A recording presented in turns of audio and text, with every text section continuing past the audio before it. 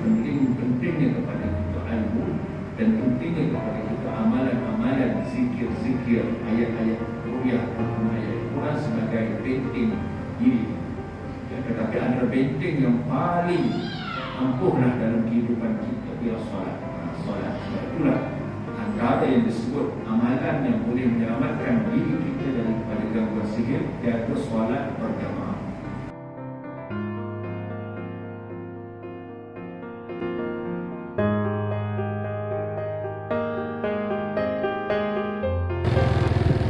Assalamualaikum warahmatullahi wabarakatuh. Hari ini saya naik motor untuk pergi ke masjid.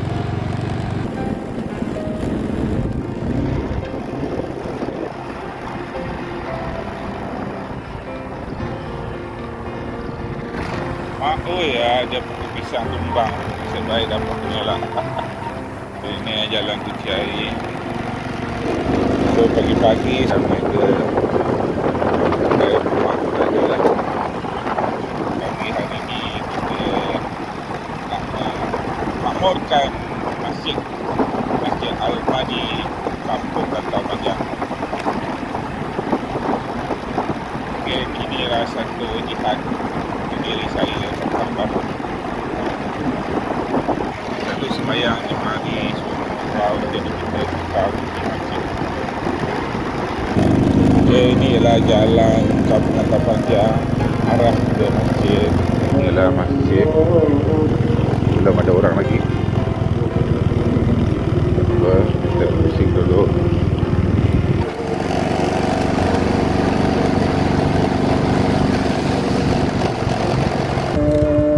Saya berada di masjid.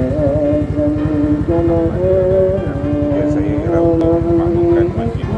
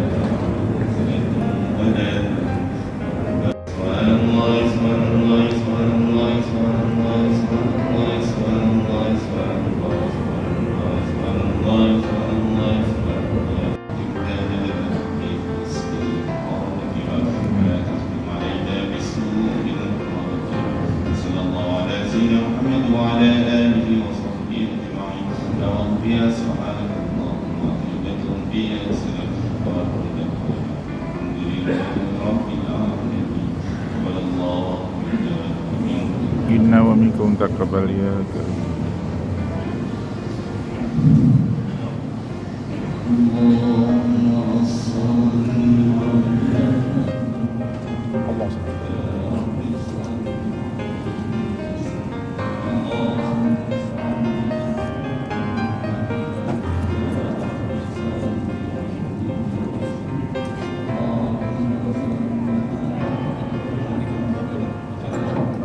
Assalamualaikum.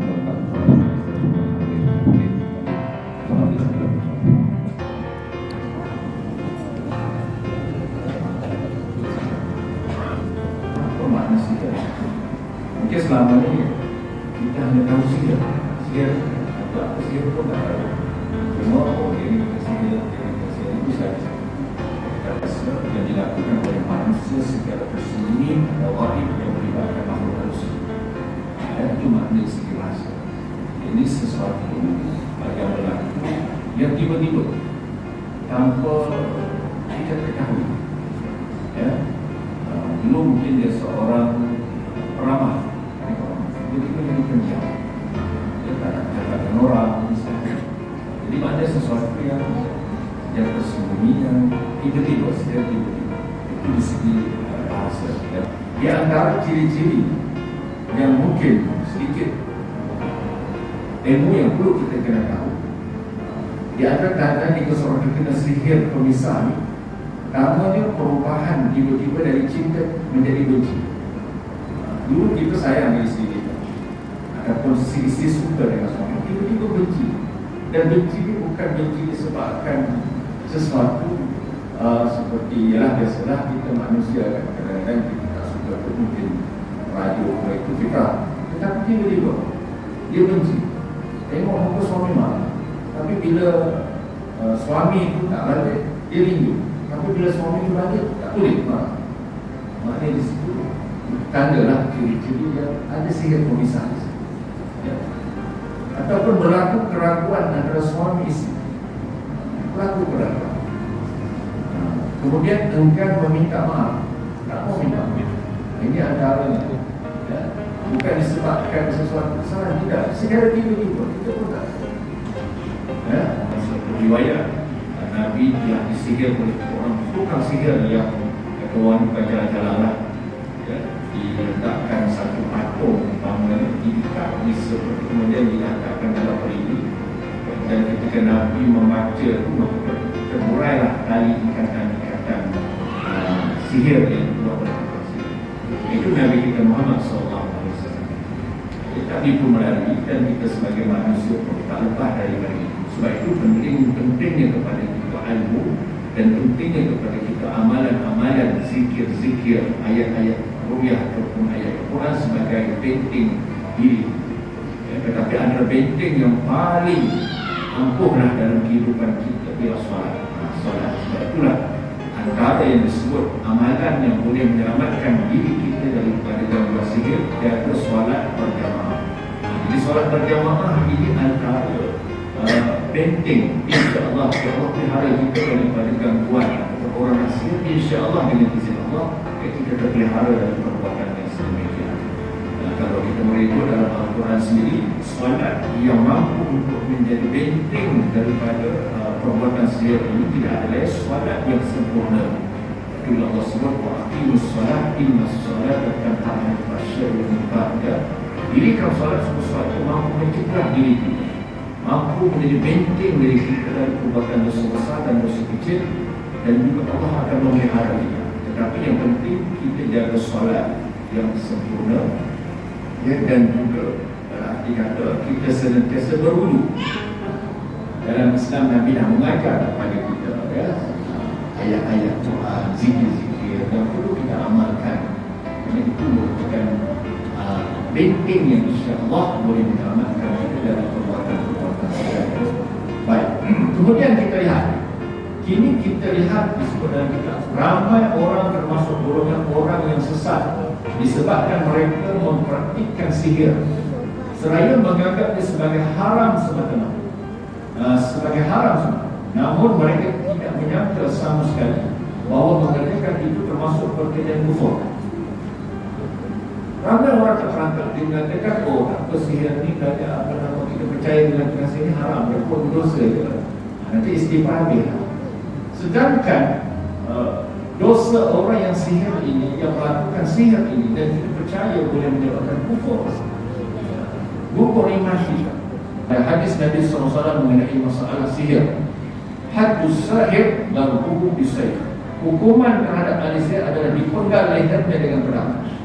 Ini dia hukuman. Ya, sebab apa? Sebab dia inilah yang menyebabkan berlakunya, ya, perpecahan, perbalahan, perceraian, pergaduhan. Inilah. Memang itulah kerja saya. Dia memang nak kita ni bergaduh. sesama kita, orang Melayu kita bergaduh berbalah. Kebanyakan orang kita bergaduh kita sebab ni lah asal itu bersih yang ni kan. Itulah tu yang kita rasa demikian. Penyakit zahir. Kedua, penyakit jiwa. Ketiga, penyakit rohani, rohiyah.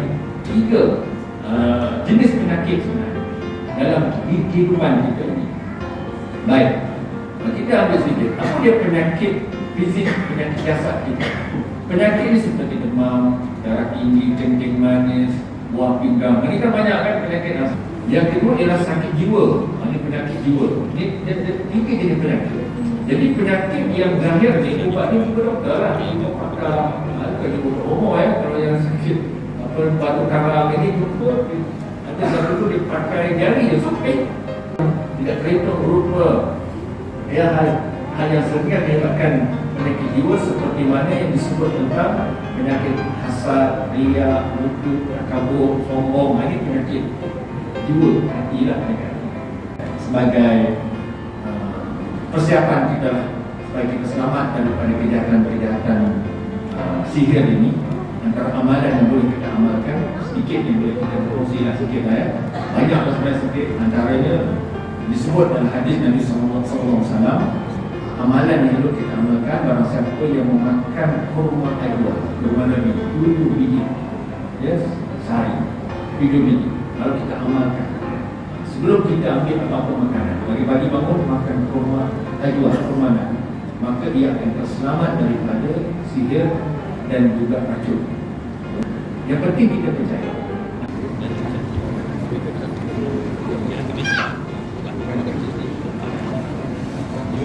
Mari.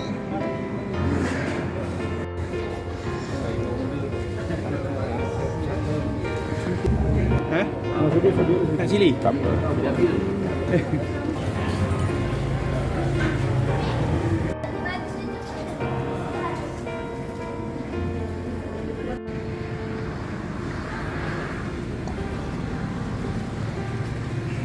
Assalamualaikum warahmatullahi wabarakatuh. Hari Sabtu, saya berada di Masjid Ahmadi Kampung Rata Menjang untuk solat subuh. Alhamdulillah sempat dengar ceramah dan makan. Dia apa yang ingin saya sampaikan dalam channel saya ini ialah untuk memastikan kita meramaikan, meriahkan surau masjid untuk sembahyang Jumaat